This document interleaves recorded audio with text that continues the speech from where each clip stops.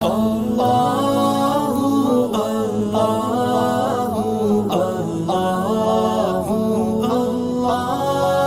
اللہ الرحمن الرحیم۔ جنت کے بالا خانے،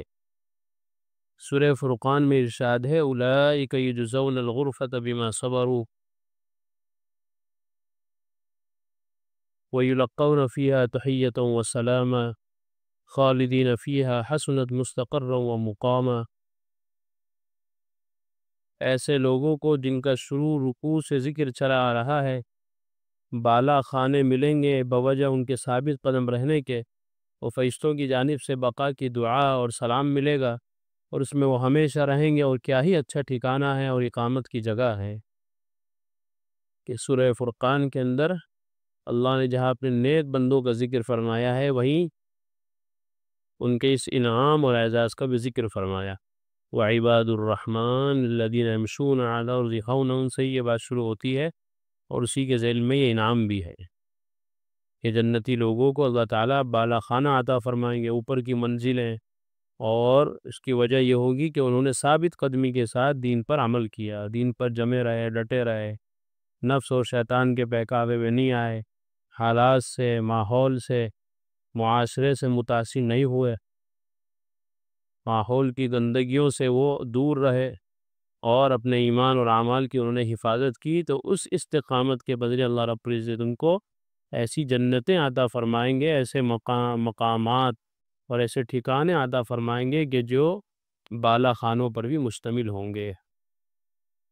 اور فرشتوں کی طرف سے ان پر سلام ہی سلام اور ہمیشہ رہنے کی دعائیں ہوں گی۔ سورہ زمر میں فرمایا لیکن الذین اتقوا ربهم لهم غرف من فوقها غرف مبنیہ تجری من تحتها الانہار، لیکن جو لوگ اپنے رب سے ڈرتے ہیں ان کے لیے بالا خانے ہیں، ان کے اوپر اور بالا خانے ہیں جو بنے بنائے تیار ہیں، ان کے نیچے نہریں جاری ہوں گی۔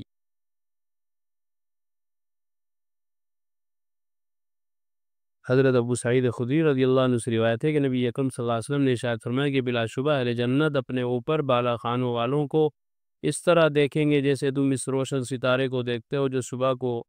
پھوٹ پھوٹنے کے بعد آسمان کے مشرقی یا مغربی کنارے پر باقی رہ جاتا ہے، اور یہ منزلوں کا فرق ان کے باہمی فرق مراتب کی وجہ سے ہوگا کہ بلند مرتبے والے حضرات ایسے بلند بالا خانوں میں ہوں گے کہ عام اہل جنت کو بہت دور ہی پر نظر آنے والے ستارے کی طرح نظر آئیں گے۔ صحابہ نے عرض کیا رسول اللہ، یہ تو انبیاء کرام کے ہی مقامات ہوں گے جہاں ان کے علاوہ کوئی نہ پہنچ سکے گا۔ نبی اکرم صلی اللہ علیہ وسلم نے فرمایا کہ ہاں، قسم الذات کی اس سے قبض میری جان ہے، نبیوں کے علاوہ بہت سے وہ لوگ بھی ان بالا خانوں میں ہوں گے جو اللہ پر ایمان لائے، رسولوں کی تصدیق کی۔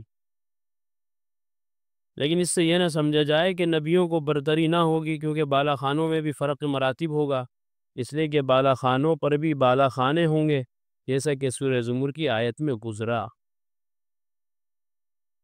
بہت سے ایمان والوں کو بھی یہ اوپر کی منزلیں عطا کی جائیں گی، اور حضرات انبیاء کو بھی، لیکن یہ منزلیں ایک جیسی نہیں ہوں گی، بلکہ حضرات انبیاء کو ان کے مقام کے اعتبار سے عجیب و غریب قسم کے عظیم الشان بالا خانے عطا کیے جائیں گے، اور ایمان والوں کو اس سے کم، کیونکہ حضرات انبیاء کا مقام اور مرتبہ سب سے افضل اعلیٰ ہے۔ سورہ فرقان میں پہلے صالحین اور متقین کی صفات بیان فرمائی ہیں، آخر میں ان حضرات کے متعلق بالا خانوں کی خوشخبری دی ہے، اور سورہ زمر میں بھی متقیوں کے لیے بالا خانوں کا ذکر فرمایا ہے۔ معلوم ہوا کہ بالا خانے بڑے مرتبے والے حضرات کو نصیب ہوں گے۔ حضرت ابو مالک اشعری رضی اللہ عنہ سے روایت ہے کہ رسول اکرم صلی اللہ علیہ وسلم نے ارشاد فرمایا کہ بلا شبہ جنت میں بالا خانے ہیں جو ایسے شفاف ہیں کہ ان کا ظاہری حصہ اندر سے اور اندرونی حصہ باہر سے نظر آتا ہے، اور یہ بالا خانے اللہ تعالیٰ نے اس کے لیے بنائے ہیں جو نرمی سے بات کرے، اور مہمانوں اور ضرورت مندوں کو کھانا کھلائے، اور اکثر روزے رکھا کرے، اور رات کو تہجد کی نماز پڑھے جبکہ لوگ سو رہے ہوں۔ جنت کے یہ بالا خانے ان لوگوں کو نصیب ہوں گے جن کے اندر یہ خاص خاص اعمال کی عادتیں پائی جائیں گی۔ ان میں سے ایک کہ آدمی کا رویہ لوگوں کے ساتھ سلوک نرم ہو، نرم برتاؤ کرے، لوگوں سے نرمی کے ساتھ پیش آئے، سختی سے نہیں، اور مہمانوں اور ضرورت مندوں کو کھانا کھلائے، ان کا اکرام کرے، اور اکثر روزے رکھے اور رات کو تہجد کی نماز پڑھے جبکہ لوگ سو رہے ہوں۔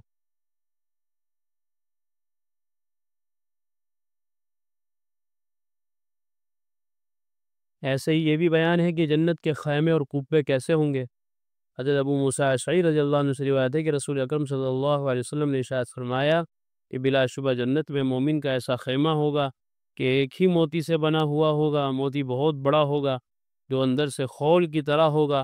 اس خیمے کا طول، اور ایک روایت میں ہے کہ اس کا عرض، لمبائی چوڑائی 60 میل کا ہوگا۔ اس کے ہر کونے میں مومن کے متعلقین، اس کی بیویاں، اس کے خدام، نوکر چاکر ہوں گے، اور کونوں کے درمیانی فاصلے کی وجہ سے اس کونے کے لوگ دوسرے کونے کے لوگوں کو نظر نہ آئیں گے۔ ان کے پاس مومن آیا جایا کریں گے۔ اس کے بعد فرمائے کہ مومن کے لیے 2 باغ ایسے ہوں گے کہ ان کے برتن اور جو کچھ ان میں ہے وہ سب چاندی کا ہے، اور 2 باغ سونے کے ہوں گے، ان کے برتن اور جو کچھ ان میں ہے وہ سب سونے کا ہے۔ اس سے پتہ چلا کہ جنت والوں کو جو خیمے ملیں گے اس میں وہ رہائش پذیر ہوں گے، وہ ایسے قیمتی موتی سے بنے ہوئے ہوں گے کہ جس کی صفائی ستھرائی، اس کا طول اور عرض یعنی لمبائی چوڑائی اتنی زیادہ ہوگی جیسا کہ 60 میل کا دورانیہ اور مسافت ہوتی ہے۔ اللہ۔ حضرت ابو سعید خدری رضی اللہ عنہ سے روایت ہے کہ رسول اکرم صلی اللہ علیہ وسلم نے ارشاد فرمایا کہ ادنا جنتی وہ ہوگا جس کے 80,000 خادم اور 72 بیویاں ہوں گی۔ ادنا درجے کا جنتی، سب سے کم درجے والا،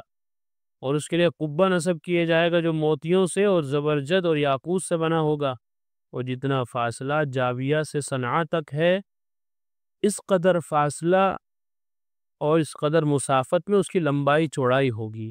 جاویہ ملک شام میں ایک جگہ ہے، وہاں سے لے کے اور صنعاء یمن کی راجدھانی ہے، گویا ملک شام اور ملک یمن کے درمیان جتنا فاصلہ ہے اتنا لمبا چوڑا وہ قبہ نصب کیے جائے گا جس میں وہ رہے گا، رہائش پذیر ہوگا۔ جیسے لوگ جاتے ہیں نا سیر تفریح کے لیے کہیں گھومنے پھرنے کے لیے، تو وقتی طور پہ خیمہ بنا لیتے ہیں کہیں، تو بھائی 10 دن رکنا ہے، 8 دن رکنا ہے، سیر سپاٹے کے لیے آئے ہیں، تو اسی طرح اللہ رب العزت جگہ جگہ جنتیوں کے لیے ایسے ایسے خیمے گڑوا دیں گے، ایسے ایسے قبے خوبصورت خوبصورت جو موتیوں کے بنے ہوئے ہوں گے، باہر سے ایسے لگا جیسے کوئی موتی رکھا ہو،